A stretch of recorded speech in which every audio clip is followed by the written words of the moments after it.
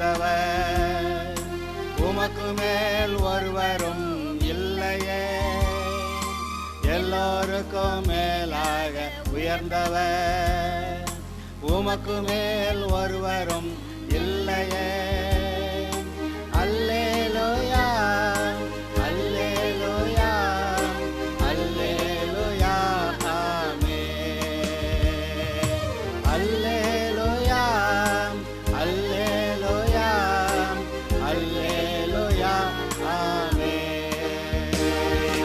ஒருவரால் சிருஷ்டிக்கப்படாமலே தாமாக என்றென்றும் இருப்பவர், ஒருவரால் சிருஷ்டிக்கப்படாமலே தாமாக என்றென்றும் இருப்பவர்.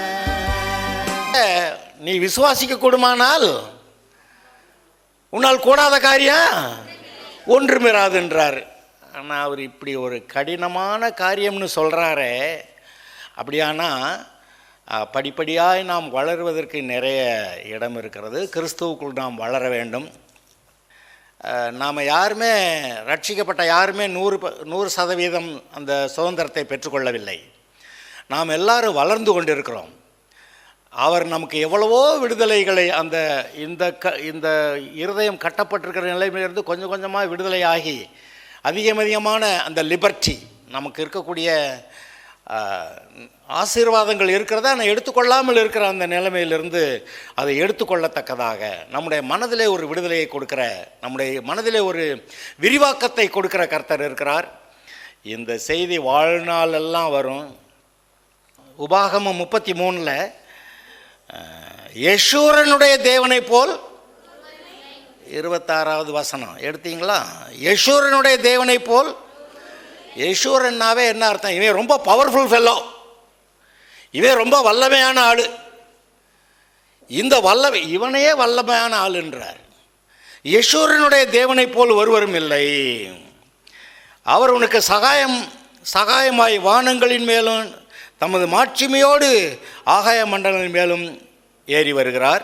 அநாதி தேவனை உனக்கு அடைக்கலம், அவருடைய நித்திய பயங்கள் உனக்கு ஆதாரம். அவர் உனக்கு முன்னின்று சத்துருக்களை துரத்தி அவர்களை அழித்து போடு என்று கட்டளையிடுவார்.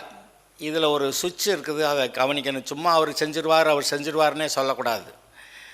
அவர் உனக்கு முன்னின்று சத்துருக்களை துரத்தி அவர்களை அழித்து போடு என்று கட்டளையிடுவார். உங்களுக்கு முன்னாடி வந்து நின்றுக்கிறவாராம், வந்துக்கிட்டு சத்துருக்களை துரத்தி அவர்களை அழித்து போடுன்னு யார்கிட்ட சொல்கிறது?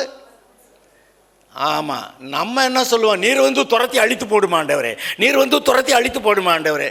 இதே தான் நம்ம பேச்சு. ஆனால் அவர் சொல்கிறார், நான் வந்து முன்னாடி நின்றுக்கிறேன், வந்து அவங்கள துரத்தி அழித்து போடுன்னு சொல்கிறேன் அப்படின்றார். சங்கீதம் 18 வாசிச்சிங்கன்னா, உன்னுடைய சத்துருக்களை நீ முறியடிக்கும்படிக்கு அவர்கள் பிடரியை அவர் உன்னிடத்தில் ஒப்பு கொடுப்பார் அப்படி எழுதியிருக்கு. பிடரியை பிடிச்சிக்கிறாராம், அற்றாடுறாராம் பிசாச. ஹலோ, மனுஷரை இல்லை, யாரும் மனுஷரை போட்டு தாக்கிறாதீங்க. ஆக அடுத்த வசனம், இஸ்ரவேல் சுகமாய் தனித்து வாசம் பண்ணுவான். இஸ்ரவேல் தனித்து வாசம் பண்ணாதான் சுகமே. இந்த உலக மக்களோட ஐக்கியம் வச்சோம்னா நமக்கு சுகமே இருக்காது. இஸ்ரவேல் சுகமாய் தனித்து வாசம் பண்ணுவான். அதை முன்ன பின்ன வாசனம் இந்த வார்த்தையை மாற்றி போட்டால் அவன் தனித்து வாசம் பண்ணுறதுனால தான் சுகமாக இருப்பான். யாக்கோபின் ஊற்றிலிருந்து ஊற்றானது தானியமும் திராட்சரசம் உள்ள தேசத்தில் இருக்கும், அவருடைய வானமும் பனியை பெய்யும். இஸ்ரவேலே நீ பாக்கியவான், உனக்கு ஒப்பானவன் யார்? சொல்கிறது யார்? பவுலுங்க, பேதருங்க எல்லாம் இல்லை, தேவாதி தேவனை சொல்லுகிறார். உனக்கு ரட்சிக்கப்பட்ட ஜனமே உனக்கு ஒப்பானவன் யார்? இதை எத்தனை பேர் நம்புவீங்க? இன்னும் கொஞ்சம் பேர் கொஞ்சம் டவுட்டாக தான் இருக்குது. எங்கே சொல்லுப்பாங்களா? ரட்சிக்கப்பட்ட எனக்கு ஒப்பாக இந்த பூமியிலே வேறு ஒருவரும் இல்லை. எந்த ராட்சதரும் கிடையாது, எந்த தூதர்களும் கிடையாது, எந்த விழுந்து போன தூதர்களும் கிடையாது. அல்லேலூயா. ரட்சிக்கப்பட்ட ஜனமே உனக்கு ஒப்பானவன் யார்? இதை பற்றி அநேக விஷயங்களிலே நான் சொல்லியிருக்கிறேன். அவருடைய சாயல் ரூபம், அவருடைய சுபாவம் நமக்கு கொடுக்கப்பட்டிருக்கிறது. அவர் எப்படி பரிசுத்த ஆவியிலே நிறைந்து, அதாவது பிதாவாகிய தேவன் தம்மில் தாமே ஜீவன் உள்ளவராயிருக்கிறார், குமாரனும் தம்மில் தாமே ஜீவன் உள்ளவராயிருக்கிறார். எப்படி இயேசு பரிசுத்த ஆவியிலே நிறைந்து அவ்வளவு அற்புதங்களை செய்தாரோ அதே பரிசுத்த ஆவியை நமக்கு செய்து இயேசுவை போல வாழ கர்த்தர் நமக்கு கிருபை கொடுத்திருக்கிறார். பயத்தை மேற்கொள்ள, சாபங்களை மேற்கொள்ள திறந்த மனதோடு தெளிந்த புத்தியோடு நாம் கர்த்தருக்காக வாழ முடியும். அவர் நமக்கு பயமுள்ள ஆவியை கொடாமல் பலமும் அன்பும் தெளிந்த புத்தியும் உள்ள ஆவியை கொடுத்திருக்கிறார். விசுவாசித்து கர்த்தருடைய ஆசீர்வாதங்களை பெற்றுக்கொள்வதற்கு பதிலாக பிசாசு என்ன செய்யறான்? அதிகமாக ஜெபம் பண்ணு, அதிகமாக வேதத்தை வாசிக்க வைக்கிறத விட்டுட்டு அதிகமாக ஜெபம் பண்ணு, கண்ணீர் விட்டு ஜெபம் பண்ணு, முழங்கால் நின்று ஜெபம் பண்ணு, இரவு பகலாக ஜெபம் பண்ணு. ஜெபம் பண்ணக்கூடாதுன்னு நான் சொல்லலை, இயேசு தான் சொன்னார் சோர்ந்து போகாமல் ஜெபம் பண்ணணும்னு. ஆனால் ஜெபத்தில் மட்டுமே போயிட்டு வசனத்தை விசுவாசிக்கலைன்னா வேஸ்ட். ஜெபம் இல்லாமல் விசுவாசம் வேலை செய்துவிடும். திரும்ப சொல்றேன், ஜெபம் இல்லாமல் விசுவாசம் வேலை செய்துவிடும். ஆனால் விசுவாசம் இல்லாமல் எவ்வளவுதான் ஜெபித்தாலும் ஒரு பைசாவுக்கும் பிரயோஜனம் கிடையாது.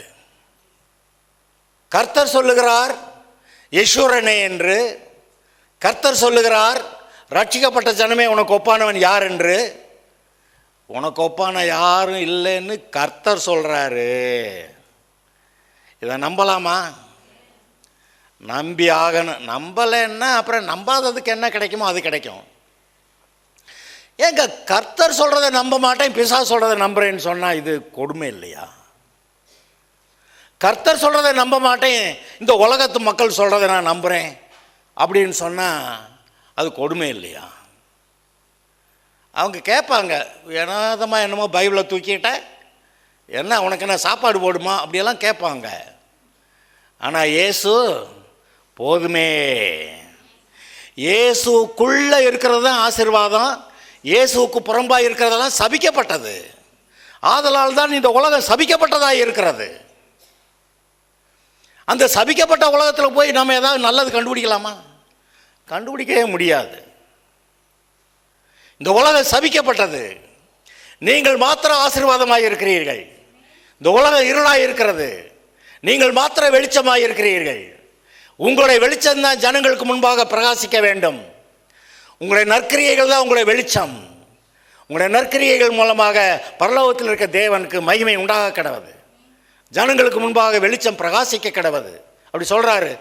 அதாவது இந்த உணர்வு, நான் கிறிஸ்துவுக்குள் புது சிருஷ்டி, இந்த உலகத்தில் இருக்கிற மற்ற எல்லாரை காட்டிலும் நான் கிறிஸ்துவுக்குள் மேன்மையானவராக இருக்கிறேன் என்ற இந்த உணர்வு நமக்குள்ள வரலைன்னா நான் சொல்கிறேன், வாழ்நாளெல்லாம் கல்லறைக்கு போக வரைக்கும் நல்லா வாழ முடியாது. சந்தோஷம் கிறிஸ்துவாக மாத்திரம் இருக்கிறதே ஒழிய இதில் சந்தோஷத்தை கண்டுபிடிக்கலாமா? சாராயம் குடிக்கிறோம், எது குடிக்கிறான்? அதில் சந்தோஷத்தை கண்டுபிடிக்கலாமா? வீட்டில் மனைவி புருஷனோட சண்டை போட்டுக்கிட்டு போய் வேறு எதையாவது செய்கிறது, அதாவது சந்தோஷம் கிடைக்கும்ன்றீங்க. நான் சொல்கிறேன், யோபுக்கு வந்ததை விட பெரிய பிரச்சனையாக வரணும். எல்லாரும் 3 நண்பர்கள்லாம் வந்து சொன்னாங்க, நீ ரகசியமாக ஏதோ பாவம் செய்கிறடா, இல்லாட்டி கர்த்தர் நல்லவர், அவர் இப்படியெல்லாம் அவனுக்கு விட்டுருப்பாரா அப்படின்னு. கடைசிக்கு மனைவியும் வந்தா, தேவனை தூஷித்து ஜீவனை விடு. அவளுக்கு கோபம் வந்துருச்சு, தேவனை விட்டுட்டு போயிடலான்னு. ஆனால் இவன் என்ன சொன்னான் தெரியுமா? பைத்தியக்காரி பேசுகிறது போல் பேசுகிறாய், தேவனத்தில் நன்மையை பெற்ற நாம் தீமையை பெற வேண்டாமோ அப்படி சொல்லிட்டு அதுக்கு மேலே அவளை ஒன்று திட்டலை, சண்டை போடலை, பிரச்சனை பண்ணலை. எந்த ஒரு குடும்பத்தில் புருஷன் மனைவிட்ட சண்டை போட்டிருக்கானோ அவன் எந்த ஒரு விதத்தில் சாட்சியாக வாழ முடியாது, ஊழியம் செய்ய முடியாது. சாதாரண விசுவாசியாக இருந்தாலும் சரி, ஊழியக்காரர்கள்னு பாஸ்டர்கள் சுவிசேஷர்கள் எல்லாம் இருக்கிறாங்களே, யாராக இருந்தாலும் சரி, வீட்டில் மனைவியோட சண்டை போட்டுக்கிட்டு போய் நான் நல்ல சாட்சியாக இருக்க போகிறேன், அது முடியாது. யோபுக்கு வந்த பிரச்சனையை காட்டலுமா? அவன் மனைவிகிட்ட சண்டை போடலை, பைத்தியக்காரி பேசுகிற மாதிரி பேசுகிற போ அப்படி சொல்லிட்டு, தேவனிடத்தில் நன்மையை பெற்ற நாம் தீமையை பெற வேண்டாமோ அப்படி சொல்லிட்டு இருந்துட்டான். நண்பர்கள் வந்தாங்க, ஒரு வாரம் வாயை திறக்காமல் இருந்தால் இவனுக்கு வந்த பாடு அடைய கொடுமையாக இருக்கு. ஒருத்தர் வாய் திறக்கலை, ஆனால் மெதுவாக அவனுக்கு பிசாசு ஆலோசனை கொடுத்தது. அந்த பிசாசு கொடுத்த ஆலோசனையை சொல்லிட்டு இந்த உண்மையான நல்ல விசுவாசியை அவங்க எல்லாம் குற்றம் சொல்கிறாங்க. இவன் ஆனால் சொல்லிட்டான், அவர் என்னை கொன்று போட்டாலும் நான் அவரிடத்துல நம்பிக்கையாக இருப்பேன், அவர் என்னை சோதித்த பிறகு நான் பொன்னாக விளங்குவேன், என்னுடைய நீதியை நான் கெட்டியாய் பிடித்திருக்கிறேன், அதை விட்டுவிடேன், ஆதலால் என்னுடைய இருதயம் என்னை நிந்திக்காது அப்படி சொல்றான். கர்த்தரை உறுதியாய் பற்றி இருக்கிறேன். அந்த உறுதியாய் பற்றி கொண்டிருக்கிறது நமக்கு தேவை. கிறிஸ்தவர்களுடைய வாழ்க்கையிலே 2 விதத்திலே போராட்டங்கள் வருகின்றன. ஒன்று, கிறிஸ்தவர்கள் பாவம் செஞ்சால் வர்றது. அதை தான் பேதுரு சொல்கிறாரு, நான் பாவம் செஞ்சுட்டு பொறுமையாக சகிச்சா என்ன பிரயோஜனம்? பாவம் செய்யாமல் இருக்கும்போது, கர்த்தருக்கு பரிசுத்தமாக இருக்கும்போது, அப்போ உபத்திரவம் வந்தால் அதை பொறுமையாக சகித்தா அதுவே கர்த்தருடைய பார்வையில் பிரீதியாக இருக்கும் அப்படின்னாரு. இயேசு கூட வந்து சொன்னார், உங்கள் பேரில் பலவிதமான தீமையான மொழிகளை பொய்யாய் சொல்வார்களானால் நீங்கள் பாக்கியவான்கள். பாருங்க, நான் அதான் சொன்னேன், யோபு எப்படி ஒரு ஆளுன்னா, தேவன் அவனை பார்த்து இவன் நல்ல மனுஷன்னு சொன்னார். பிசாசு கூட யோபுவை மோசமானவன் சொல்ல முடியல. இவன் இவ்வளவு மோசம், அவன் அவ்வளவு மோசம். பிசாசு கூட யோபுவை அக்யூஸ் பண்ண முடியலை, குற்றம் சொல்ல முடியலை. அதனால் நீர் ஆசீர்வதித்ததுனால தான் அவன் நல்லா இருக்கிறான். நீர் ஆசீர்வாதத்தை எடுத்தீர்னா அவன் உமக்கு முன்பாக உம்முடைய முகத்துக்கு முன்பாக உண்மை தூஷிக்கானோ பாரும் அப்படின்னா. இப்படி பிரச்சனை வர்றப்ப தான் அந்த 2வது மாதிரியான உபத்திரவம் நமக்கு வருகிறது. ஒன்று, விசுவாசிகள் பாவம் செய்தா. 2வது, தங்களுடைய கர்த்தரிடத்திலே தங்களுடைய உத்தமத்தை விளங்க பண்ணுவதற்காக வருகிற போராட்டம். சொல்லுங்க பார்க்கலாம். நம்பர் 1 சொல்லுங்க. நம்பர் 1, விசுவாசிகள் பாவம் செய்யும் போது வருகிற போராட்டங்கள். நம்பர் 2, விசுவாசிகள் கர்த்தரிடத்திலே உத்தம இருதயத்தோடு இருக்கும்போது அவர்களுடைய உத்தமத்தை விளங்க பண்ணும்படியாக அவர்களுக்கு உண்டாகிற போராட்டங்கள். உத்தமனும் சன்மார்க்கனும் தேவனுக்கு பயந்து பொல்லாப்புக்கு விலகிறமான அவனை போல வருத்தனும் பூமியில் இல்லைன்னு இயேசு கர்த்தர் சொல்லுகிறார். பிசாசு கூட யோபு இந்த குற்றம் செஞ்சான், அந்த குற்றம் செஞ்சான், ஒன்றுமே சொல்ல முடியலை. அதுதான் தானியேலை பற்றி சொல்லும்போது, அவனிடத்தில் அங்கே அந்த தேசத்தில் இருந்தவர்கள், இவனுக்கு விரோதமாக இருந்தவர்கள் அவனிடத்தில் ஏதாவது குற்றம் கண்டுபிடிச்சு அதை ராஜா கிட்ட சொன்னாக்க இவனை இந்த பதவியிலிருந்து இறக்கிடலாம் என்று சொல்லி அவனிடத்தில் குற்றம் தேடினார்கள். குற்றம் கிடைக்கல. குற்றச்சாட்டுகளுக்கு அப்பாற்பட்டவனாக இவன் வாழ்ந்திருக்கிறான். எவ்வளோ பெரிய சந்தோஷம்! அப்படிப்பட்ட ஆட்கள் தான் தேசத்தையே தன்னுடைய கட்டுப்பாட்டில் வைக்கிறார்கள். அப்படிதான் யோசேப்பு அந்த எகிப்து தேசத்தை முழுவதையுமே அவன்தான் உண்மையாக ஆண்டு கொண்டிருந்தான். பார்வோன் பேருக்கு தான் தலைவர். பார்வோனுடைய வீட்டுக்கெல்லாம் இவன் தான் அதிகாரி. அதுபோல இருந்தது. ஆக உத்தம இருதயம், குற்றஞ்சாட்டப்படாத ஒரு வாழ்க்கை, அது உங்களை இவ்வளவாய் உயர்த்தக்கூடியது. ஏற்கனவே இவ்வளவு ரட்சிக்கப்பட்ட ஜனமே உனக்கு ஒப்பானவன் யார் என்று சொல்லத்தக்கதாக அவ்வளவு நீங்கள் மேன்மையானவர்கள் தான்.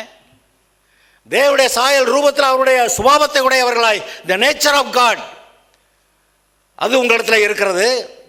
ஆதலால் நீங்கள் உயர்ந்தவர்கள் தான். அதை உணர்ந்து கிறிஸ்துவுக்குள்ளாக நான் புது சிருஷ்டி என்று சொல்லி கிறிஸ்துவை போல வாழுவதற்கு ஏன் கிறிஸ்தவன் பேர் வச்சாங்க? அபிஷேகம் பெற்றவர்கள். ஏன் அவர் கிறிஸ்து? அபிஷேகம் பெற்றவர். அவர் ஏன் பேர் மேசியா? அபிஷேகம் பெற்றவர். அபிஷேகம் பெற்றவர்கள் தான் பிசாசு அப்படி ஜெயிக்க முடியும் என்று பிதாவாகிய தேவன் இயேசுவை அபிஷேகம் பண்ணப்பட்டவராக பூமியிலே வைத்தார். அதே அபிஷேகம் இன்று உங்களுக்குள்ள எனக்குள்ள இருக்கிறது. ஆனால் நாம் பிசாசுடைய பொய்களுக்கு இடம் கொடுத்து நாம் எதையாவது சில்லற பாவத்தை செஞ்சு வைப்போம். அப்புறம் அபிஷேகம் இருக்காது. நான் சொல்கிறேன், இந்த பாவத்துக்கு எனக்கு மன்னிக்கணும் ஆண்டவரே. இந்த பாவ அறிக்கை ஒரு காலத்தில் நிற்கணும். காலமெல்லாம் பாவ அறிக்கையை செஞ்சு அவன் தான் எல்லாரும் சொல்கிறான், நம்மளும் அதே செய்யவா? யோபு என்ன பாவ அறிக்கை செஞ்சான்? ஹலோ, இப்படி ஏட்டிக்கு போட்டு ஏதாவது கேட்டால் தான் உங்களுக்கு ஏதாவது தெரியும்னு நினச்சிக்கிட்டு கேட்குறேன். யோபு என்ன பாவ அறிக்கை செஞ்சான்? நான் பிறந்தது தான் தப்புன்னா. அவன் பாவ அறிக்கையே செய்யலைங்க. என்னுடைய நீதியை கெட்டியாய் பிடித்திருக்கிறேன், நீங்கள் நீதிமான்கள் என்று வேதம் சொல்லுகிறது. அவர் நமக்காக பாவமானதினாலே கிறிஸ்துவுக்குள் நீங்கள் தேவனுடைய நீதியாய் இருக்கிறீர்கள். சொல்லுங்க பார்க்கலாம். இயேசு எனக்காக பாவமாகி என்னை சாபத்துக்கு நீங்களாக்கி என்னை நீதிமானாக கிறிஸ்துவுக்குள் தேவனுடைய நீதியாக ஆக்கியிருக்கிறார். நீதிமான்கள் கூட இல்லை, தேவனுடைய நீதியாகவே நம்மை ஆக்கியிருக்கிறாராம். இந்த மாதிரி எண்ணங்கள் நம்முடைய இருதயத்தில், these thoughts should flood in our heart. கொலோசையர் 3:16 கிறிஸ்துவின் வசனம் சகல பரிபூரணத்தோடு உங்களுக்குள்ளே வாசமாய் இருப்பதாக எனக்குள்ளே கிறிஸ்துவின் வசனத்தை, வாக்குத்தத்த வசனங்களை எனக்குள்ளே வைப்பேன். அப்படி வைங்க, நீங்க பெரிய ஆளாயிருவீங்க. அன்னைக்கு கர்த்தர் என்கிட்ட சொன்னார். நான் சர்வீஸுக்கு ரெடி ஆகி கிளம்பலான்னு குளிக்கலான்னு போனேன். கிறிஸ்மஸ் அன்னைக்கு குளிக்க போகலான்னு போகிறேன். அப்போ கர்த்தர் சொல்கிறாரு, நீ எந்த அளவுக்கு வாக்கு தத்தங்களை உண்மையாகவே விசுவாசிக்கிறியோ அந்த அளவுக்கு கர்த்தருடைய மகிமை உண்மையால் இருக்குன்னு. எனக்கு அப்படியே ஸ்டன் ஆயிடுச்சு. இதை பிரசங்கிச்சிருக்கேன் நான். என்னது? இயேசு சொன்னார், என்னுடைய மகிமையை நான் அவர்களுக்கு கொடுத்தேன் என்று. அதை சொல்லியிருக்கிறேன். பிதாவானவர் இயேசுவிடத்தில் எவ்வளவு அன்பாக இருக்கிறாரோ அதுபோல விசுவாசிகளிடத்தில் அன்பாக இருக்கிறார். அதை சொல்லியிருக்கிறேன்.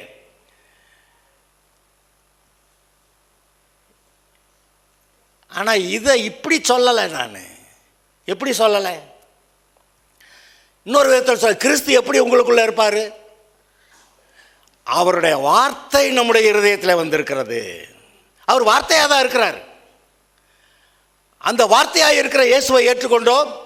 அவருடைய வாக்கு தத்தங்கள் எல்லாம் நம்முடைய இருதயத்தில் வருகிறது. அந்த வாக்கு தத்தங்களை எந்த அளவுக்கு விசுவாசிக்கிறோமோ அந்த அளவுக்கு கர்த்தருடைய மகிமை நம் மீது வருகிறது. அவர்கள் பாவம் செய்தார்கள், தேவ மகிமையற்றவர்களானார்கள், அவர்கள் நிர்வாணிகளாக இருக்கிறோம் என்று வெட்கப்பட்டார்கள். ஹலோ, வரைக்கும் கர்த்தருடைய மகிமை தான் அவர்களை மூடி இருந்தது. கர்த்தருடைய மகிமை தான் அவர்களுக்கு வஸ்திரமாக இருந்தது. பாவம் செய்தார்கள், எல்லாரும் பாவம் செய்து ஆமாம் தேவ மகிமை அற்றவர்களானார்கள். மகிமை போச்சு, அதனால வஸ்திரம் போச்சு, அதனால வெட்கம் வந்து விட்டது, அதனால ட்ரெஸ் எல்லாம் போட்டாங்க. இப்போ அதுக்கு இன்னும் ட்ரெஸ் எல்லாம் போடாமல் இருக்கலாமா? அந்த மகிமை அவ்வளவு வரல. எந்த அளவுக்கு வசனத்தை விசுவாசிக்கிறீர்களோ அந்த அளவுக்கு வசனம் உங்களை கவர் பண்ணும், மகிமை உங்களை கவர் பண்ணும். எந்த அளவுக்கு வாக்குத்தத்த வசனங்களை விசுவாசிக்கிறீர்களோ, எந்த அளவுக்கு கிறிஸ்து உங்களுக்குள்ள இருப்பார், அவருடைய வசனங்களை எந்த அளவுக்கு உங்களை இருதயம் விசுவாசிக்கிறதோ, மனதளவில் படித்து ஒப்பிக்கிறது இல்லை, எந்த அளவுக்கு அந்த வார்த்தைகளை இருதயம் விசுவாசிக்கிறதோ அந்த அளவுக்கு கர்த்தருடைய மகிமை உங்களை மூடுகிறது.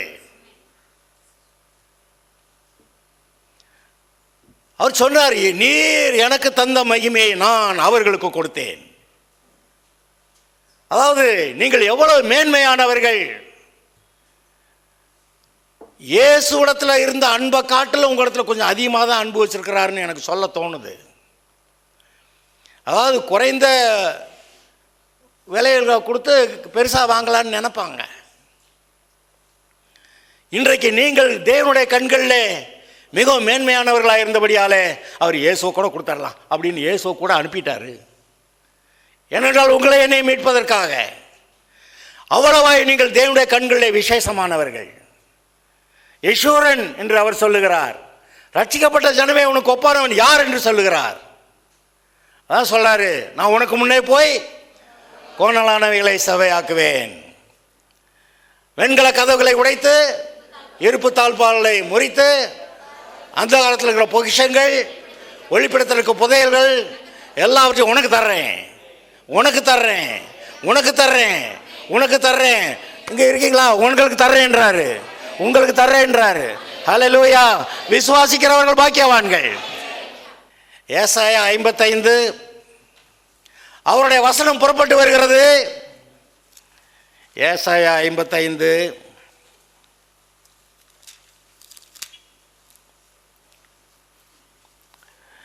10வது வசனம் முதல் கடைசி வரை அது உங்களுக்கு ஆசீர்வாதமாக வருகிறது. கர்த்தருடைய வார்த்தை வருகிறது. கர்த்தருடைய வார்த்தை உங்களுக்கு அனுப்பப்படுகிறது. அவர் சொல்லி இருக்கிறாரு, என்னுடைய வசனம் வெறுமையா திரும்பாதுன்னு. இன்னைக்கு இவ்வளவு நேரம் பேசினே, எல்லாம் கர்த்தருடைய வார்த்தைகள் உங்களுக்காக வந்தது, உங்களுக்காக வந்தது. சொல்லு பார்க்கலாம், எனக்காக வார்த்தைகள் வந்தன. ஆதலால் இந்த வசனங்கள் எனக்கு உண்மையாகின்றன. ஏசாயா 55 சொல்லுங்க, ஏசாயா 55 10 முதல் 13 முடிய இன்று இதை நான் எனக்கு சொந்தமாக்கி கொள்ளுகிறேன். அல்லேலூயா! வாசிக்க பார்க்கலாம். நீங்கள் மகிழ்ச்சியாய் புறப்பட்டு சமாதானமாய் கொண்டு போகப்படுவீர்கள். பர்வதங்களும் மலைகளும் உங்களுக்கு முன்பாக கம்பீரமாய் முழங்கி வெளியின் மரங்கள் எல்லாம் கைகொட்டும். முச்சடிக்கு பதிலாக தேவதாரு விருட்சம் முளைக்கும். காஞ்சரிக்கு பதிலாக மிருது செடி எழும்போ. அது கர்த்தருக்கு நீதியாகவும் நிர்மூலமாக அது நித்திய அடையாளமாகவும் இருக்கும். அல்லேலூயா! சொல்லு பார்க்கலாம், கர்த்தாவே இந்த வசனங்களை நான் இன்று எனக்கு சொந்தமாக்கி கொள்ளுகிறேன்.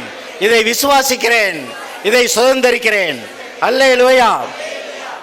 இல்லை இப்போ சத்தமா எல்லாரும், செய்தி வேற நேரம் இல்லை, 10வது வசனத்தில் எல்லாரும் சத்தமா உற்சாகமா வாசிக்கலாமா?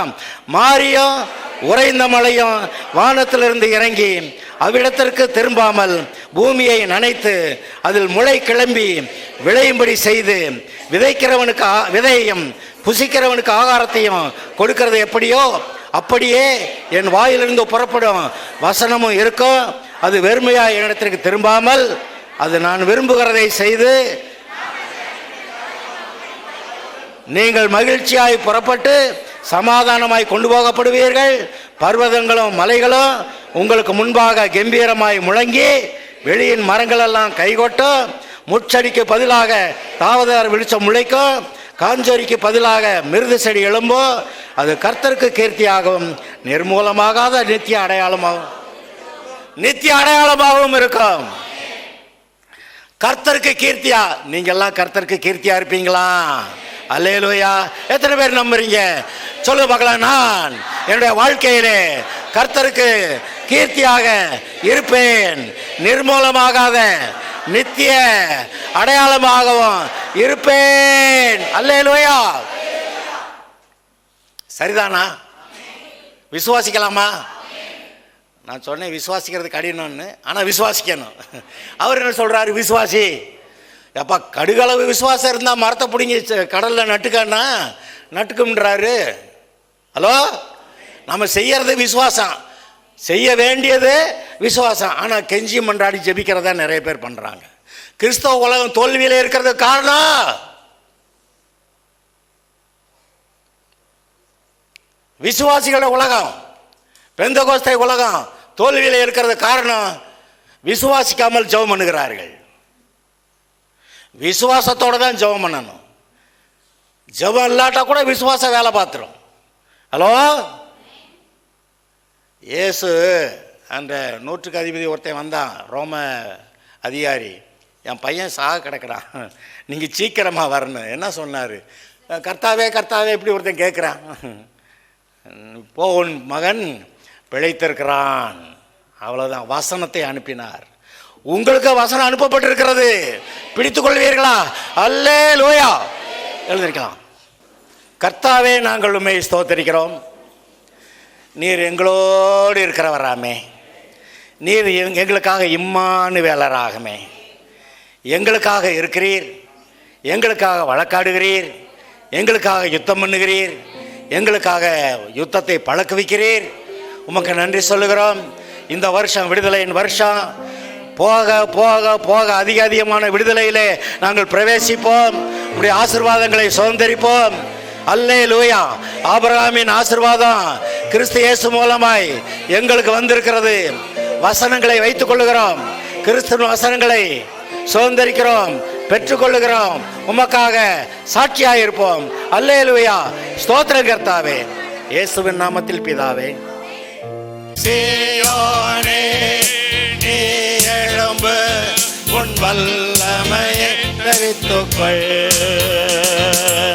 எருசலேமே உன் அலங்கார வஸ்திரங்களை உடுத்திக்கொள். எருசலேமே உன் அலங்கார வஸ்திரங்களை உடுத்திக்கொள். விசாரிப்பவர் நான் அல்லவா, கலங்குவதற்காகவே உன் கவலையெல்லாம் என் மீது இப்போதே வைத்துவிடு. உன் கூடாரத்தை விசாலமாக்கு, உன் திரைகள் விரிவாகட்டும். உன் கூடாரத்தை விசாலமாக்கு, உன் திரைகள் விரிவாகட்டும். நீ வலப்புறமோ இடப்புறமோ இடம் கொண்டு பெருகிடுவாய். நீ வலப்புறமோ இடப்புறமோ இடம் கொண்டு பெருகிடுவாய். விசாரிப்பவர் நான் அல்லவா, கலங்குவதற்காக நீ உன் கவலையெல்லாம் என் மீது இப்போதே வைத்துவிடு. உன் கவலையெல்லாம் என் மீது இப்போதே வைத்துவிடு. பயப்படாதே, நீ வெட்கமடையாய், நானாக லட்சையடையாய். பயப்படாதே, நீ வெட்கமடையாய், நானாக லட்சையடையாய். நீதியினால் தீரப்படுவாய், கொடுமைக்கு தூரமாவாய். நீதியினால் தீரப்படுவாய், கொடுமைக்கு தூரமாவாய். விசாரிப்பவர் நான் அல்லவா, கலங்குவதற்காக நீ உன் கவலையெல்லாம் என் மீது இப்போதே வைத்துவிடு. உன் கவலையெல்லாம் என் மீது இப்போதே வைத்துவிடு. உன் பிள்ளைகளெல்லாம்